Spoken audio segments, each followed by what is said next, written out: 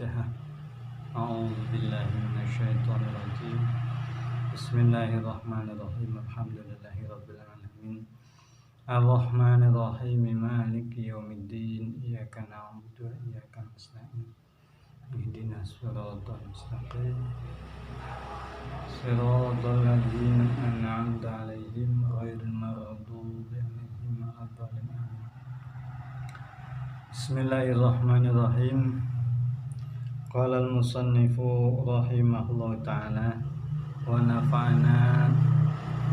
nafa'ana bi ulumihi wa bi asrarihi fid darain amma ba'du. Wa la yasihu ay sawmu min haizin wa nufasa'a. Wa la yasihu dan tidak sah as-saumu apa puasa min haidin dari wanita haid, wanita yang sedang menstruasi, wa nufasa'a dan perempuan atau wanita yang sedang nifas. Kenapa? Li'anna khurujad dami, karena keluarnya darah, mud'ifun iku melemahkan, lil badani pada tubuh, pada badan. Wasauma dan puasa itu mud'ifun adalah melemahkan, lahu pada badan. Aidon demikian juga.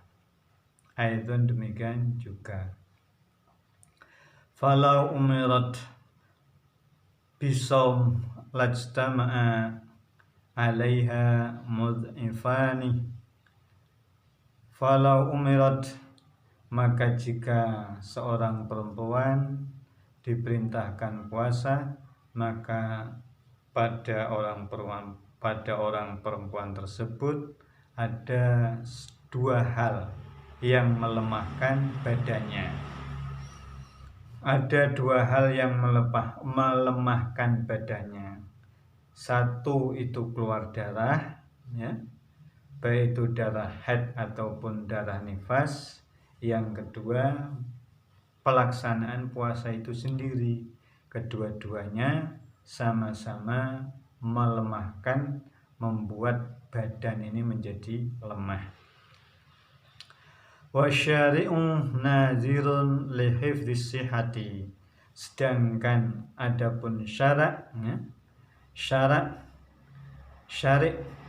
dalam hal ini bisa Allah Ta'ala, bisa Nabiullah Muhammad sallallahu alaihi wasallam. Nazirun, syari' itu melihat berpandangan, lihifdzis sihhati, untuk menjaga kesehatan.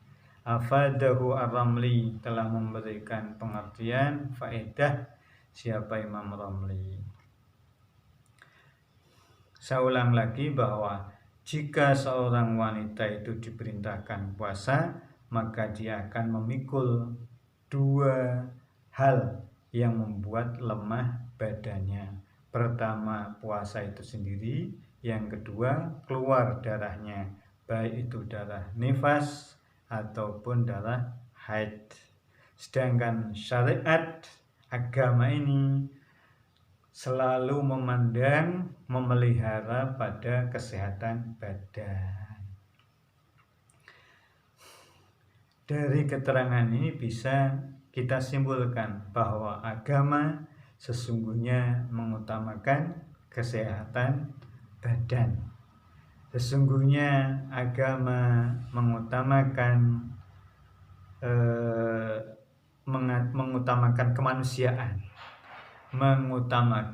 kemanusiaan daripada ibadah itu sendiri. Lanjut, bismillahirrahmanirrahim. Yajibu alaihima al-qadha'u ba'dan qita'ihi wa qabla al-ghusli wa huwa bi amrin jadidin. Afada dzalika Ramli.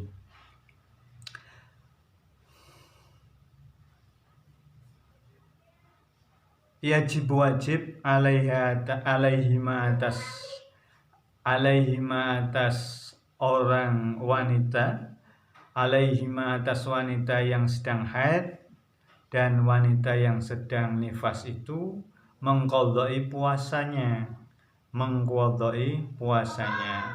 ba'da inqita'ihi setelah selesainya darah, wa qablal ghusli dan sebelum mandi. Wa huwa bi amrin jadid, yang demikian itu dengan perintah yang baru. Afada zalika, telah memberikan faedah, telah memberikan keterangan Ar-Ramli, siapa Imam Ramli. Jadi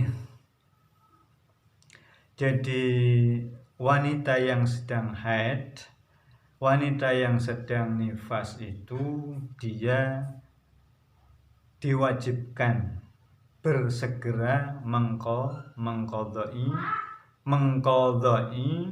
puasanya, sehingga sekalipun sebelum dia mandi, yang penting begitu selesai tuntas darahnya maka ia segera melaksanakan qadha'nya, sekalipun belum mandi jinabah, sekalipun belum mandi besar.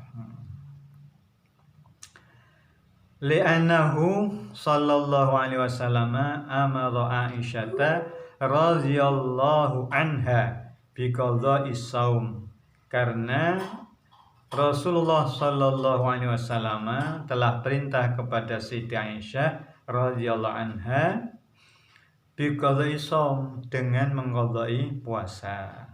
Bismillahirrahmanirrahim. Lanjut. Wa yajuzu al-fitru li musafirin safar qasrin bi ayyakuna tawilan wa fariqal umrani wa nahwihi qabla al-fajri. Wa yajuzu, dan boleh al-fitru berbuka li musafirin bagi orang yang melakukan perjalanan, safar qasrin dengan perjalanan yang diperbolehkan melakukan sholat qashar. Bi ayyakuna tawilan, gambarannya perjalanan itu tawilan, perjalanan yang panjang, yang jauh. Wa fariqal umrani, dan telah meninggalkan bangunan di sini. Bangunan, banyak ulama mengartikan fariqal umrani ini bangunan batasan dari wilayah ke wilayah lain, dari wilayah satu ke wilayah lain, artinya sudah keluar dari kotanya.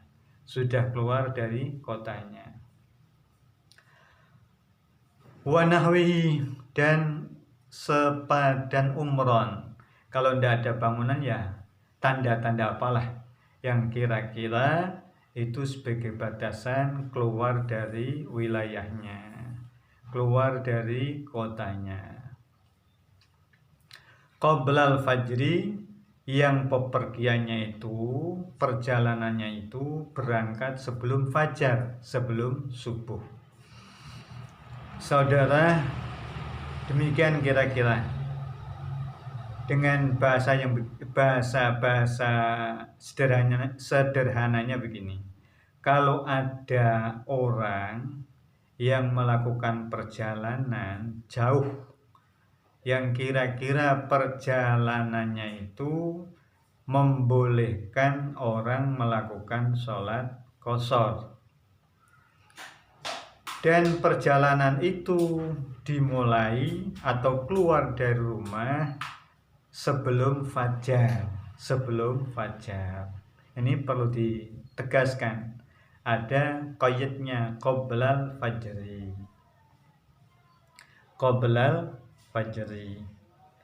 Alama afadahu ar-Ramli, atas dasar keterangan yang disampaikan oleh Imam Ramli.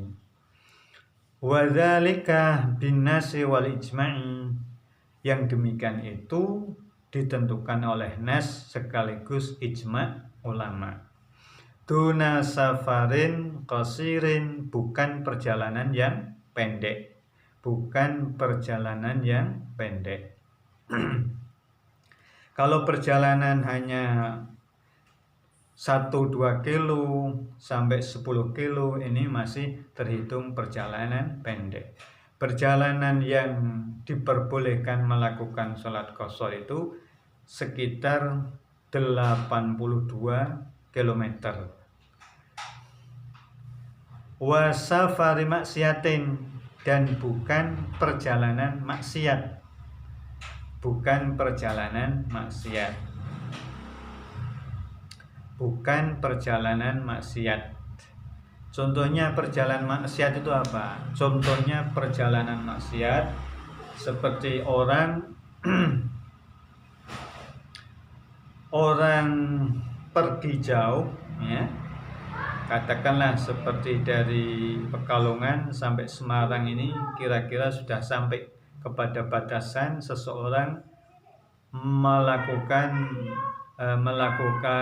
sholat qashar, perjalanan Pekalongan sampai Semarang itu kira-kira 82 kilometeran lebih, 82 kilometeran lebih, ya. Sehingga diperbolehkan seseorang itu bisa melakukan atau mendapatkan rukhsah untuk melakukan sholat qashar. Ada orang yang melakukan perjalanan sudah jauh, sudah jauh, tapi perjalanan itu tergolong perjalanan yang maksiat. Seperti orang dia pergi jauh, tapi dia bermaksud untuk merampok, ya, untuk bekerja di sana, ya. Dia untuk merampok atau untuk bekerja di sana, dia akan lakukan hal-hal yang dilarang oleh agama. Itu namanya perjalanan maksiat. Wa kullu ma la yubihul qasra, dan setiap perjalanan yang tidak diperbolehkan, yang tidak membolehkan sholat qashar, yang tidak membolehkan sholat qashar.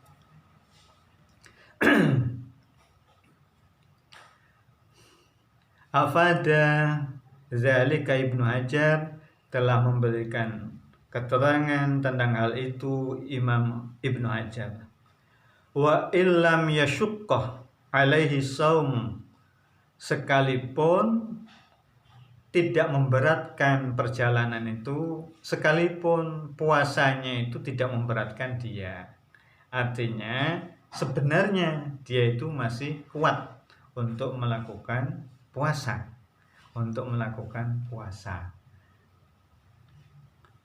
Tapi agama memberikan rukhsah, keringanan, dispensasi, dia boleh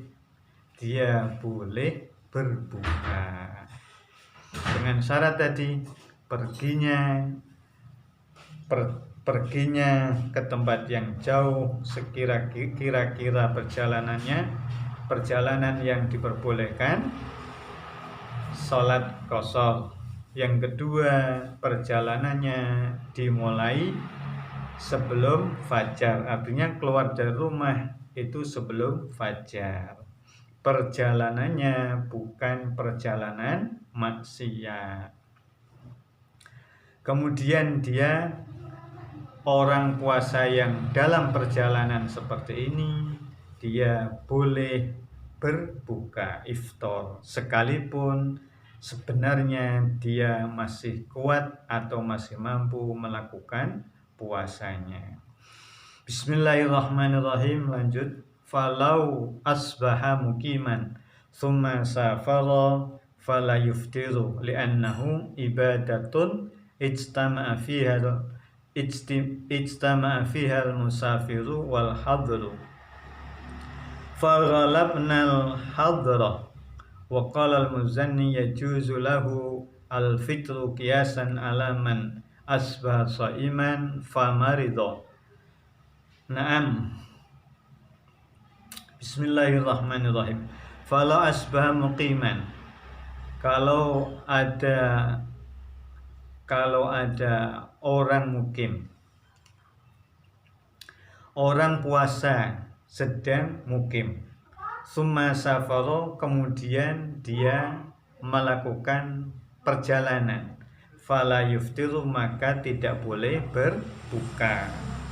Jadi kalau ada orang lagi puasa Ramadan siang-siang jam 9 terus dia melakukan perjalanan jauh, ya, sekalipun jauhnya hingga jarak diperbolehkan melakukan sholat qashar, orang tersebut tidak boleh berbuka. Orang tersebut tidak boleh berbuka. Kenapa? Karena dia lakukan perjalanan setelah fajar.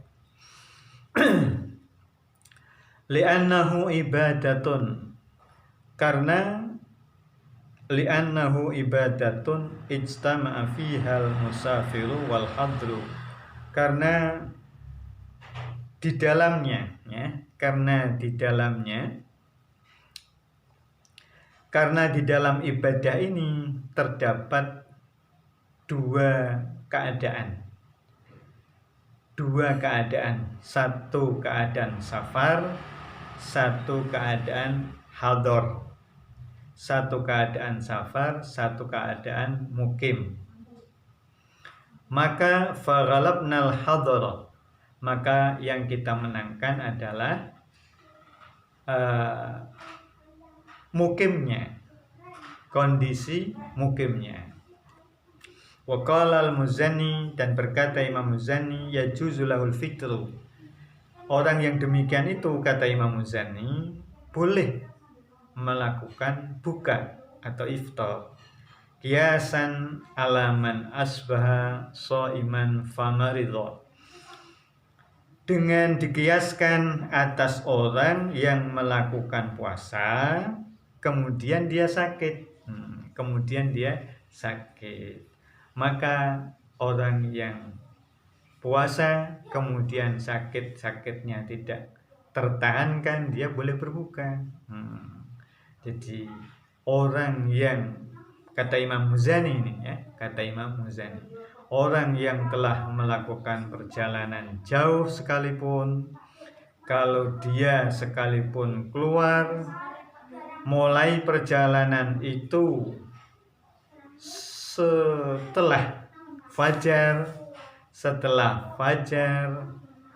ya, dia tetap diperbolehkan berbuka, dengan dikiaskan orang yang puasa di kemudian, katakanlah di tengah hari dia kemudian sakit, maka juga dia diperbolehkan berbuka. Naam, ya, lau asbahal musafiru shaiman falahul fitru li'anna sababal murakhisu maujudun. Oke, ya. Lau asbaha, jika boleh. Lau asbaha, jika pagi-pagi orang musafir itu, ya, orang musafir itu berpuasa. Kemudian orang yang demikian itu diperbolehkan berbuka, ya. Orang yang demikian itu diperbolehkan berbuka. Kenapa? Li'anna sababal murakhisa, karena sebab yang meringankan, maujudun itu maujud, ya, maujudun itu telah ada. Jadi orang yang melakukan puasa kemudian melakukan perjalanan jauh, ya, itu boleh melakukan buka, boleh iftar, dengan alasan karena sebab yang diperbolehkan, sebab yang membolehkan mengambil rukhsah mengambil keringanan itu memang benar-benar maujud, benar-benar ada. Wakila la yajuzu, pendapat yang lain la yajuz, yang demikian itu tidak boleh. Walau aqamal musafiru haramal fitru ala sahihi li zawali sababil ibahati. Walau aqama, dan jika mukim seorang musafir yang sedang melakukan puasa itu haram al-fitru, berbuka, ala sahihi, menurut qaul yang sahih. Alasannya apa? Lizawali sababil ibahati, karena telah hilang sebab yang memperbolehkan dia berbuka. Artinya begini, kalau ada orang puasa kemudian melakukan perjalanan jauh, gitu, yang sebenarnya perjalanannya sudah jauh, ya, sudah melampaui batas diperbolehkannya melakukan salat qashar, perjalanannya juga bukan perjalanan maksiat, ya, tapi dia telah sampai tempatnya, atau di tengah perjalanan dia terus niat mukim di tempat itu, padahal waktu itu masih zuhur.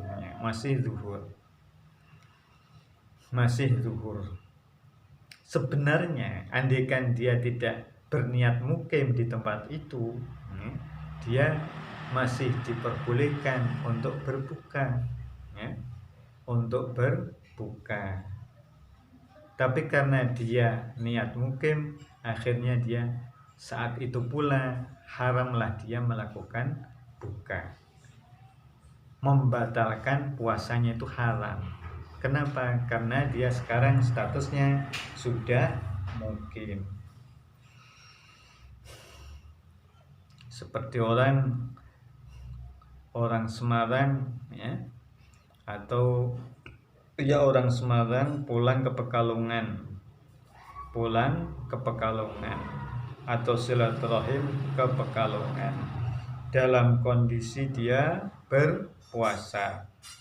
Kemudian sampai Pekalongan, sebenarnya dia mau langsungan kembali ke Semarang, ya. Nah, saat itu mestinya masih boleh mengambil keringanan untuk berbuka. Tapi karena terus dia kok niat mukim, ya, akhirnya dia tidak boleh lagi mengambil rukhsah untuk berbuka.